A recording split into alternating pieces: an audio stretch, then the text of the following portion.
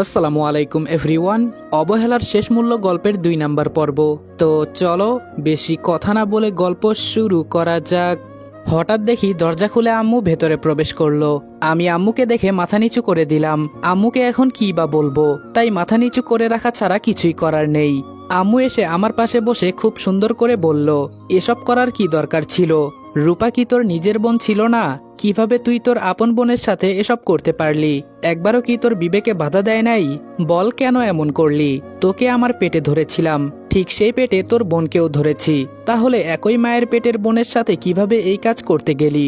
আমার কথা হলো, যে মেয়ে হোক না কেন, তুই কেন এসব করবি? আমি কান্না করে আম্মুর দিকে তাকিয়ে বললাম, বিশ্বাস করো আম্মু, আমি এসব কিছু করি নাই। তোমার মেয়ে ওই পাভেলের সাথে। আম্মু আমার কথা না শুনেই তার পা থেকে জুতা খুলে আমার গালে মারতে মারতে বলল, তুই আমার ছেলে না, আমাকে আম্মু বলবি না। তোর মুখ থেকে আম্মু ডাক শুনতে আমার ঘৃণা হচ্ছে। মাঝে মাঝে এসব চিন্তা করলে আমার নিজের উপর ঘৃণা হয়।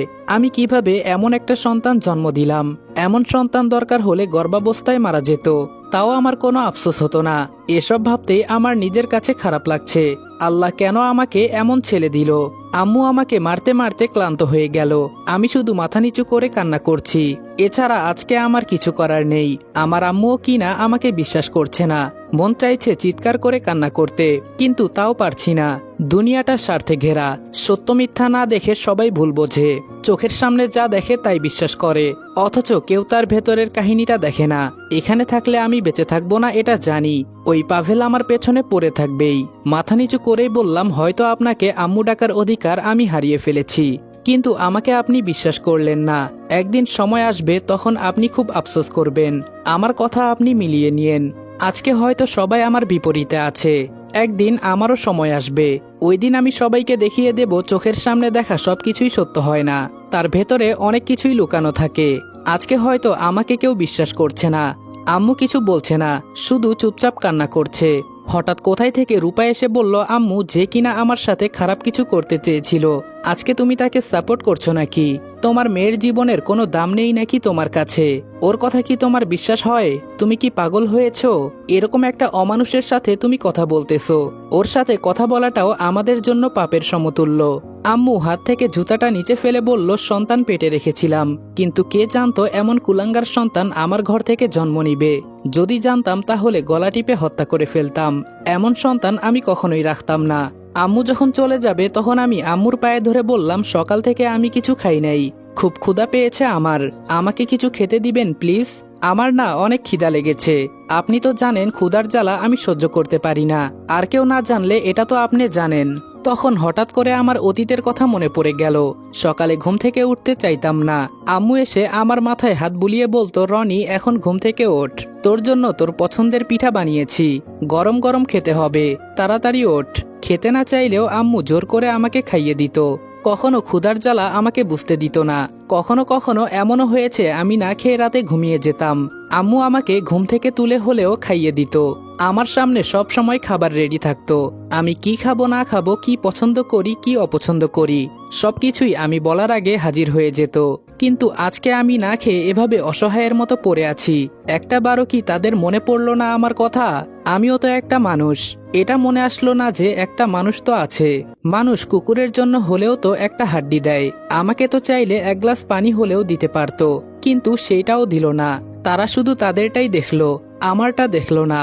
কথাগুলো ভাবছি আর আমি পা ধরে শুধু কান্না করে বলছি, আমাকে একটু খাবার দেন, ক্ষুধার জ্বালা আমি আর সহ্য করতে পারছি না। রূপা আম্মুর হাত ধরে বলল, দেখো কেমন কুকুরের মতো তোমার পায়ে পড়ে খাবার চাইছে। আসলেই ও তো কুকুরের থেকেও অধম, কিন্তু ওকে খাবার দেওয়া যাবে না, মরে গেলে যাবে। আম্মু আমাকে সাথে সাথে লাথি মেরে দূরে ফেলে দিয়ে বলল, তুই আমার পা ধরবি না, আর তোকে কেউ খাবার দিবে না। আজকে থেকে তুই না খেয়েই মরবি এখানে পড়ে, তাতে আমার কিছু যায় আসে না। এমন কুলাঙ্গার ছেলেকে আমি খাবার দিব এটা কখনো হতে পারে না। আমি আম্মুর লাথি খেয়ে দূরে পড়ে গেলাম। শেষ মুহূর্তে আমার আম্মুও আমার সাথে এমনটা করলো। আসলে দুনিয়াটা বড়ই অদ্ভুত। এই জীবনে সবচাইতে ভালোবাসার মানুষটাই তো মা। সেও আমাকে এভাবে ভুল বুঝলো। আমার জন্য কি একটুও মায়া হয় না তার?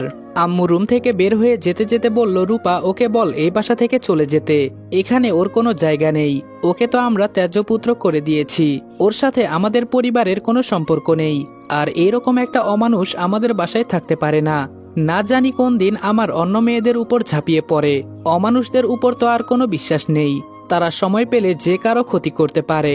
তাই আমি চাই না আমার মেয়েদের ইজ্জতের উপর এই কুলাঙ্গারটা ঝাঁপিয়ে পড়ুক। রূপা উত্তর দিল, আম্মু, ওকে এই বাসার চাকর হিসেবে রাখা হয়েছে, আর আজকে থেকে ও এই বাসার সমস্ত কাজকর্ম করবে।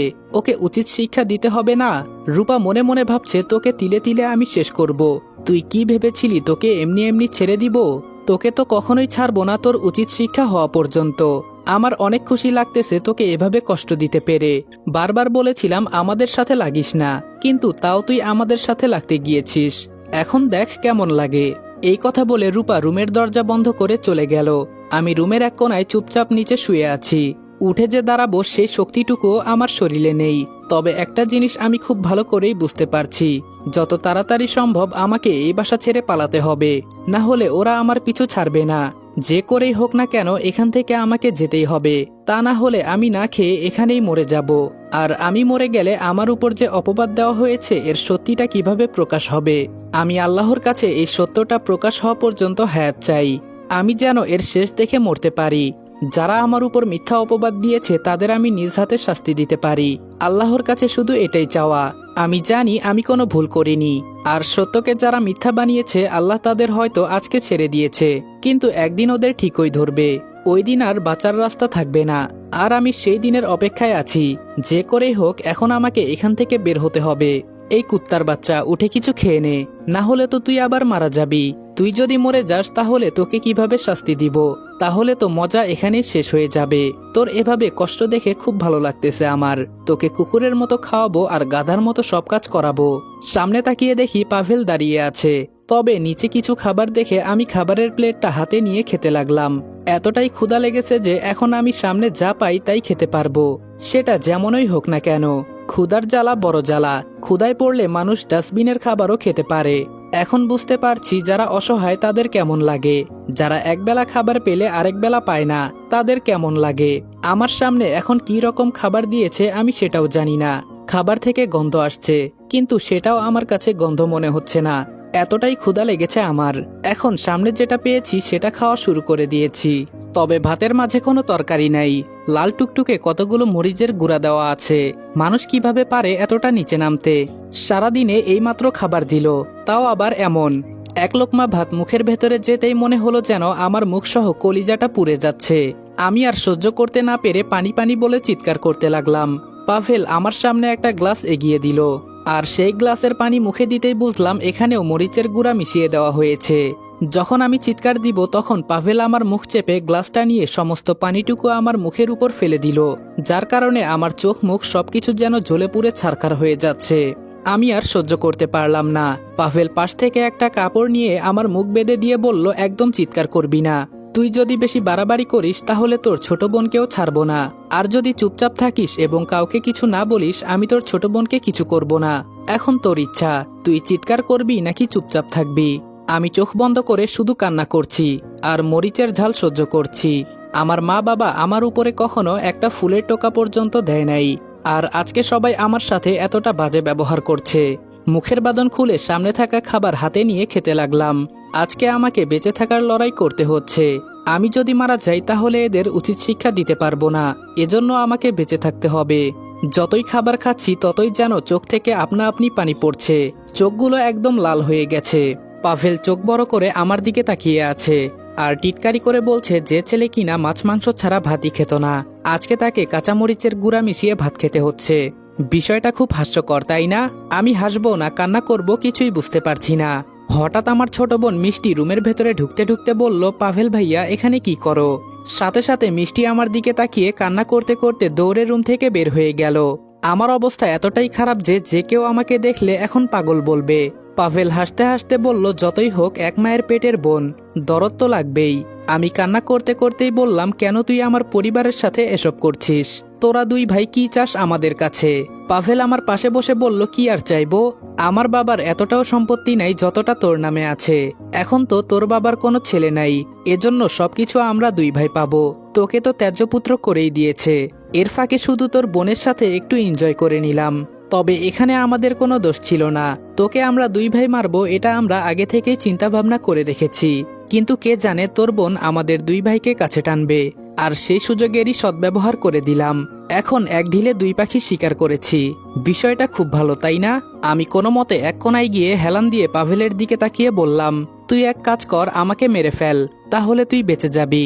না হলে আমি যদি বেঁচে যাই তোকে সহজে ছাড়বো না, তোর কলিজা বের করে তোকে দেখাবো নিজ হাতে। পাভেল হাসতে হাসতে বলল, তুই আবার আমার কি করবি? আর তাছাড়া তুই তো এই বাসা থেকে বের হতেই পারবি না। সেই সুযোগ তোকে দিলে তো তুই এখানে থেকে আমাদের দেওয়া যন্ত্রণায় একসময় আত্মহত্যা করবি। তোকে মেরে ফেলতাম, কিন্তু তোকে দেখে আমার এখন মায়া হচ্ছে। কি আর করব, চাচাতো ভাই তুই আমার। এখন আমি গেলাম, রাতের জন্য কিছু কেনাকাটা করতে হবে। আজকে রাতে তো তোর বোনের সাথে আমি, কি মজাটাই না হবে। পাভেল এই কথাগুলো বলে চলে গেল। আমি চুপচাপ বসে আছি। আমি এখন বুঝতে পারছি ওরা দুই ভাই যে কতটা জঘন্য হতে পারে। কখন যে আমার চোখটা লেগে গেল বুঝতে পারি নাই। ঘুম ভাঙলো কাজের মেয়ের ডাকে। আমার ঘুম ভাঙতে দেখে কাজের মেয়ে বলল, ভাইজান বড় সাহেব আপনাকে ডাকছে। আমি বললাম, তুমি যাও, আমি আসছি। কাজের মেয়েটা শুধু প্রশ্ন করলো, ভাইজান আপনার এই অবস্থা কিভাবে হয়েছে? আমি বললাম, আমাকে ভাইজান বলবে না, না হলে তোমার চাকরি থাকবে না। আর আমার কপালের জন্য আমার এই অবস্থা হয়েছে। কাজের মেয়েটা আর কোনো প্রশ্ন না করে চলে গেল। আমি দাঁড়িয়ে সামনের দিকে হাঁটতে লাগলাম। আমার এখন সবার কথা মানতে হবে, না হলে ওরা আমার উপর আরো বেশি অত্যাচার করবে। কাজের মেয়ের কথা মতো বাহিরে গেলাম। গিয়ে দেখি বাবা একটা চেয়ারে বসে নিউজ পেপার পড়ছে। বাবা আমাকে দেখে জোরে কাজের মেয়েটাকে বলল, ওকে বল টেবিল পরিষ্কার করতে, আর আজকে থেকে ও সব কাজ করবে। তুমি শুধু বুঝিয়ে দিবে কিভাবে কি করতে হবে, তোমার কোনো কাজ করা লাগবে না। শুধু ওকে বলবে কিভাবে কোন কাজ করতে হবে, বুঝেছো? কাজের মেয়েটা বাবার কথা শুনে ভয়ে কাঁপতে কাঁপতে বলল, কিন্তু স্যার ভাইজান তো। বাবা জোরে ধমক দিয়ে বলল, তোমাকে যেটা বললাম সেটা করবে, এত বেশি বুঝো কেন? আমার জন্য কাজের মেয়েটার চাকরি চলে যাক, আমি এটা চাই না। এজন্য বাবার কথা মতো টেবিল পরিষ্কার করতে লাগলাম। জীবনে কখনো এক জায়গা থেকে অন্য জায়গায় একটা খাবারের প্লেট সরিয়ে দেখি নাই, আর আজকে আমাকে এসব করতে হচ্ছে। আমি টেবিল পরিষ্কার করছি আর দূর থেকে সবাই আমাকে দাঁড়িয়ে দাঁড়িয়ে দেখছে। টেবিল পরিষ্কার করার পর কিচেনে চলে গেলাম। কাজের মেয়েটা ভয়ে আমাকে বলল, আপনি দাঁড়িয়ে থাকেন, আমি সবকিছু করছি। আমি জানি না উনি আপনার উপর কেন এভাবে রেগে আছে, আপনি তো জীবনে এসব কাজ করেন নাই। কাজের মেয়ের কথা আমি আটকে বললাম, আমার কপালে ছিল এসব, এখন বলো আমাকে কি করতে হবে। আর একটা কথা শুনো, এই পরিবারের সবাই আমাকে ত্যায্যপুত্র করে দিয়েছে। এই বাসায় আমার কোনো দাম নেই, আমাকে এখানে গোলামের মতো রাখা হয়েছে। আমার থেকে তোমার এখানে বেশি দাম আছে। কাজের মেয়ে বলল, কিন্তু এসব কেন ভাইজান? আমি বললাম, তুমি বাহিরের মেয়ে, এত কিছু জেনে তোমার লাভ নেই। আমি আমার মতো রান্না করতে লাগলাম। কখনো রান্না করি নাই। হঠাৎ করে গরম পাতিল ধরতে গিয়ে হাত অনেকটাই পুড়ে গেল। কাজের মেয়েটা বলল, এতটা হাত পুড়ে ফেলেছেন? আমি আগেই বলেছিলাম আপনি এসব পারবেন না, আপনি রুমে যান, আমি সব কিছু সামলে নিব। আমি বললাম, কিন্তু। মেয়েটা বলল, আরে যান, আপনি এসব পারবেন না, আমি সব কিছু দেখে নিব। তবে ধীরে ধীরে রুমে যাবেন, কেউ যেন জানতে না পারে আপনি রুমের ভেতরে আছেন। সবাই মনে করবে আপনি আমার সাথে কিচেনে আছেন। আমি একটা মুচকি হাসি দিয়ে বললাম, ধন্যবাদ তোমাকে। আমি চুপচাপ রুমে চলে গেলাম। আমি রুমে চলে যাওয়ার কিছুক্ষণ পর আমার ছোট বোন মিষ্টি হাতে করে একটা মলম নিয়ে আমার রুমের ভেতরে ঢুকলো। কোনো কথা না বলে আমার হাত ধরে হঠাৎ মলম লাগাতে লাগলো। হঠাৎ করে আমার মনে হলো, আমার রুমে তো আমি ক্যামেরা লাগিয়ে রেখেছিলাম। আমি আমার রুমের ভেতরে ক্যামেরা এজন্যই লাগিয়েছি, অনেক সময় আমাদের বাসার সবাই যখন কোনো জায়গায় বেড়াতে যায়, তখন আমি আমার সমস্ত বন্ধু বান্ধব এনে আমরা রাতে সবাই মিলে রুমে পার্টি করি। আর ড্রিঙ্কস করতে করতে কখন যে আমরা মাতাল হয়ে যাই নিজেরাও বলতে পারি না। এজন্য রুমে ক্যামেরা লাগিয়ে রেখেছিলাম, যেন দেখতে পারি রাতে আমরা কি কি করেছিলাম। আর সবাই এসব দেখে মজা নিতাম। উপরের ক্যামেরাটা দেখেই অজান্তেই একটা হাসি এসে গেল মুখে। মিষ্টি আমার হাতে মলম লাগিয়ে যেই উঠে চলে যাবে, তখন আমি বললাম, আজকে রাতে আমি তোদের ছেড়ে অনেক দূরে চলে যাব। জানি না আর কখনো আসবো কিনা। আমাকে তো সবাই পরিবার থেকে আলাদা করে দিয়েছে, এখন আমি তোদের কিছু না। শেষ একটা অনুরোধ আমার, বড় ভাই হয়ে বলছি, তুই আমাকে বিশ্বাস কর। মাত্র 10 মিনিট সময় এখানে দাঁড়া, আমি তোকে সবকিছু সত্যি বলছি। মিষ্টি আমার দিকে কান্না দৃষ্টিতে তাকিয়ে বলল, তুই আর কি বলবি? তুই কিভাবে? আমি ওকে আর কোনো কথা না বলতে দিয়ে হাত দিয়ে ক্যামেরার দিকে ইশারা করে বললাম, বিশ্বাস কর আমি কিছু করি নাই। যা করেছে আমার বড় বোন আর আমার আপন চাচাতো দুই ভাই। আমার ক্যামেরায় হয়তো এসব রেকর্ড করা আছে, তুই আমাকে একটু সাহায্য কর, তাহলে দেখতে পারবি। মিষ্টি আমার দিকে তাকিয়ে কিছু বলল না। আমার কথা মতো ও কম্পিউটার ওপেন করে ভিডিওটা খুঁজতে লাগলো আর অবশেষে মিষ্টি সেই ভিডিওটা পেয়ে গেল। ভিডিও দেখে আমার শরীরের লোম দাঁড়িয়ে গেছে, রাগে আমার চোখ মুখ লাল হয়ে গেছে। মিষ্টিকে সরিয়ে কম্পিউটার নিয়ে ভিডিওটা আমার ফোনে রেখে ওইটা ডিলিট করে দিলাম। মিষ্টির দিকে তাকিয়ে বললাম, এখন তো তুই আমাকে। মিষ্টি আমাকে আর কিছু বলতে না দিয়ে দরজা বন্ধ করে এসে আমার পায়ে পড়ে কান্না করতে করতে বলল, ভাই তুই আমাকে মাফ করে দে, আমি তোকে বিশ্বাস করি নাই, তোকে সবাই মিলে কত অপমান করেছে, তুই আমাকে প্লিজ মাফ করে দে। মিষ্টিকে নিচ থেকে তুলে বললাম, তুই আমার আদরের একমাত্র বোন, তোর মাফ চাইতে হবে না। আর আমাকে যে পরিস্থিতিতে ওরা ফেলেছে সেখানে সবাই ওদের কথা বিশ্বাস করবে। মিষ্টি বলল, তুই এখন এই ভিডিওটা আমাকে দে, আমি এটা দেখিয়ে প্রমাণ করে দিব আমার ভাই কিছু করে নাই। আর রূপা আপু কিভাবে এটা করলো, ছি, আমার ভাবতেও ঘৃণা হচ্ছে। ফোনটা হাতে নিয়ে মিষ্টির সামনে ভিডিওটা ডিলিট করে দিয়ে বললাম, যেখানে বাবা মা আমাকে বিশ্বাস করে নাই সেখানে এই ভিডিও দেখিয়ে লাভ কি? মিষ্টি বলল, এটা কি করলি ভাই, এই ভিডিওটা দিয়েই তো। আমি বললাম, এটা দেখালে কি হবে, ওরা আমাকে ত্যায্যপুত্র করে দিয়েছে, আর তুইও আমাকে ভাই বলিস না।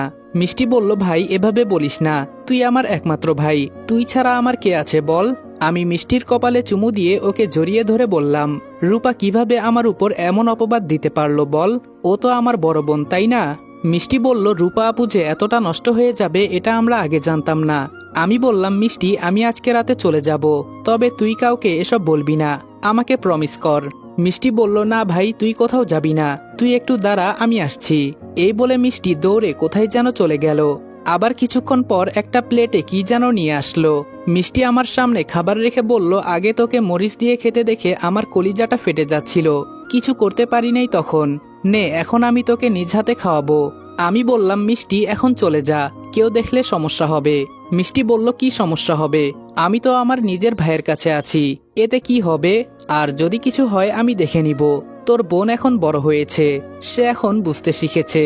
আমি মিষ্টির হাতে খাবার খেতে লাগলাম। মিষ্টি বলল, ভাইয়া তুই কি সত্যি চলে যাবি? আমি বললাম, আমি এখানে থাকলে ওরা আমাকে মেরে ফেলবে, আমাকে বাঁচতে হবে, তুই আমাকে বল এসব কথা কাউকে বলবি না। মিষ্টি বলল, কিন্তু ভাইয়া। আমি বললাম, আমি যেটা বললাম সেটা বল। মিষ্টি বলল, হ্যাঁ বলবো না ভাইয়া, কিন্তু সবাই যে তোকে ভুল ভাবছে। আমি বললাম, সমস্যা নেই, ওদেরকে ভাবতে দে, আর যত দ্রুত সম্ভব তুই দেশের বাহিরে চলে যা, না হলে ওরা তোর সাথেও খারাপ কিছু করবে। মিষ্টি রেগে বলল, আমি ওদের দেখে নিব। আমি বললাম, দেখ বোন, মাথা গরম করিস না, ওরা ছেলে মানুষ, তুই ওদের সাথে কিছু করতে পারবি না, আমি যেটা বললাম সেটা কর, ওখানে গিয়ে মনোযোগ দিয়ে পড়াশোনা কর। মিষ্টি বলল, আর তুই? আমি বললাম, আমি কোনো একদিন এখানে ফিরে আসব। মিষ্টি আমার মাথায় হাত রেখে বলল, আমাকে ছুঁয়ে কসম কেটে বল। আমি বললাম, হ্যাঁ বোন আমি ফিরে আসব, তুই কোনো চিন্তা করিস না। ফোনটা বের করে সাজিদকে কল দিলাম। সাজিদ কল ধরে বলল, আমি তোর বাসায় আসতেছি। আমি বললাম, তোর আশা লাগবে না, আমি আজকে রাতে বাসা থেকে পালিয়ে চলে আসব, তুই একটা কাজ কর। সাজিদ বলল, হ্যাঁ বল। আমি বললাম, আমার বড় বোন রূপাকে কিডন্যাপ করবি, আর ওকে এমনভাবে মারবি যেন এক সপ্তাহ বিছানা থেকে উঠতে না পারে, একটা হাত ভেঙে দিবি। সাজিদ বলল, কিন্তু রনি এসব কেন, ওকে অন্যভাবেও তো শাস্তি দেওয়া যায়। আমি বললাম, দেখ আমি তোকে পরে সবকিছু বুঝিয়ে বলবো, আমি যেটা বললাম তুই সেটা করতে পারবি না? সাজিদ বলল, রনি আমি পারবো, তুই কোনো চিন্তা করিস না, আর ওরা তোর সাথে তো কিছু করে নাই। আমি বললাম, অনেক কিছু করেছে, এজন্যই তো আমি পালিয়ে আসব। যারা আমাকে ত্যায্যপুত্র করে দিয়েছে তারা আমার সাথে কি কি করতে পারে একবার ভাব তুই। সাজিদ বলল, ওদের তো আমি দেখে নিব। আমি বললাম, তোর কিছুই করতে হবে না, আমি সবকিছু দেখে নিব, তোকে যেটা বললাম পারবি তো? সাজিদ বলল, আমাকে তো রূপা আপু চিনে ফেলবে। আমি বললাম, তোর মুখ ঢেকে রাখবি, তাহলেই হবে। সাজিদ বলল, এটা করা কি বেশি জরুরি? আমি বললাম, এছাড়া অন্য কোনো উপায় নেই, আর তুই আমার শেষ ভরসা, তোর উপর ভরসা করে আমি পালিয়ে যাচ্ছি, তুই একটা ব্যবস্থা করে দিতে পারবি তো আমাকে? সাজিদ বলল, তুই আমার ছোটবেলার বন্ধু, তুই আগে তো আয়, তারপরে দেখ আমি কিছু করতে পারি কিনা। আমি বললাম, তোকে অনেক ধন্যবাদ। সাজিদ বলল, তুই যদি বলিস তাহলে তোর বোনকে? আমি বললাম, সাজিদ ও আমার আপন বোন, যদিও অপরাধ করেছে, কিন্তু আমি ওকে মারতে পারবো না। সাজিদ বলল, পাভেল আর ওর ভাইকে কি করবি? আমি বললাম, ওদের আমি নিজ হাতে শাস্তি দিব, তুই কোনো চিন্তা করিস না। সাজিদ বলল, আচ্ছা ঠিক আছে, তোর যেটা ইচ্ছা। সাজিদের সাথে কথা শেষ করে ফোনটা রেখে দিলাম। ফোন রাখার পর